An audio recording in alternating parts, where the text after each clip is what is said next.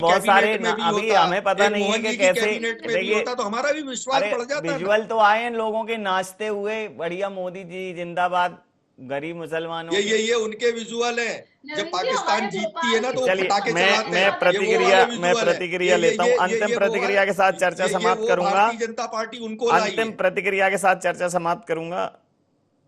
मेरे साथ रंजन जी हैं। रंजन जी, जिस प्रकार से इस बिल पर एक ऐसा मति भ्रम की स्थिति बन गई है, और बहुत समय से ऐसा हो रहा है कि एक आम सहमति नाम का जो शब्द होता था वो अब दूर की कौड़ी होता चला जा रहा है। बिल पास हो जाते हैं बहुमत के चलते, फिर उन बिल को पास करने के बाद उनको अमल में लाने के लिए मशक्कत करनी पड़ती है। यह लोकतांत्रिक प्रक्रिया का घोर अपमान है।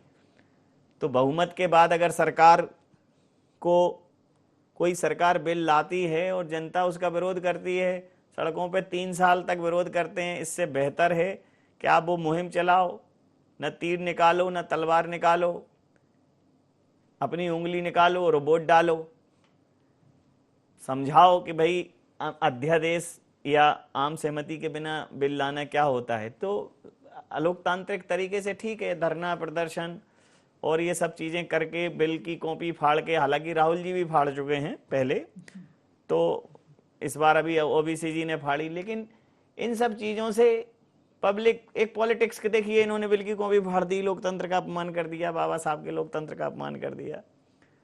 लेकिन ये जो नई तरह की प्रवृत्ति पनप रही है लोकतांत्रिक व्यवस्था के लिए ठीक नहीं है। पेशेंस रखिए, आप बहुमत में नहीं हैं, समझाने की कोशिश कीजिए कि देखिए जब हम बहुमत में नहीं रहेंगे, 27-28 दल, विपक्षी दल मिलके पूरे देश में अलग जगाइए, अच्छे अच्छों के सिंहासन हिले, आप भी लाइए। लेकिन अगर आप इस प्रकार से हर जगह हठधर्मिता करके, कानून वो तीन कानून संशोधन किए गए, ठीक है, एक प्रांत के किसानों ने बहुत जी तोड़ मेहनत की उसके लिए, लेकिन अगर वो किसानों की अलग कश्मीर से कन्याकुमारी तक जगती तो माहौल कुछ और होता। वो माहौल अब खत्म हो गया है सर, कि जहां जनता साथ खड़ी हो जाती थी विपक्ष की आवाज के साथ या सत्ता पक्ष के विरोध में, अब तो मति भ्रम की स्थिति है। कन्फ्यूजन ही कन्फ्यूजन है, सॉल्यूशन का पता नहीं। क्या कहेंगे सर? नहीं नवीन जी, बड़ी अच्छी बात आपने कही आपने, क्योंकि पूरे देश का मामला है और जो माइनॉरिटी में सबसे बड़ा माइनॉरिटी एक जो ग्रुप है उसका मामला है, उसकी प्रॉपर्टीज का मामला है।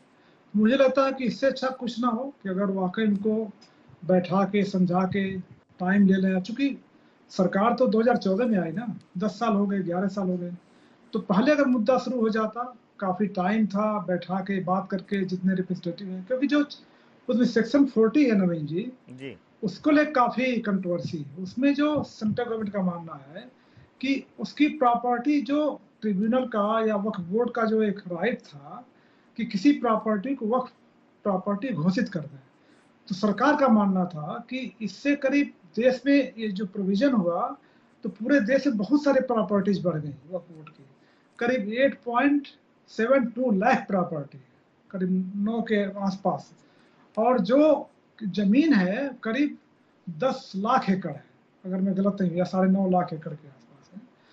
तो इस परिप्रेक्ष्य में अगर जब एक्ट में संशोधन लाया जाएगा तो जाहिर है कि जो एक समुदाय है उसमें एक आशंका जम लेगी कि हमारी प्रॉपर्टी को आप ज्यादा बता करके उस पर आप कब्जा करना चाहते हैं।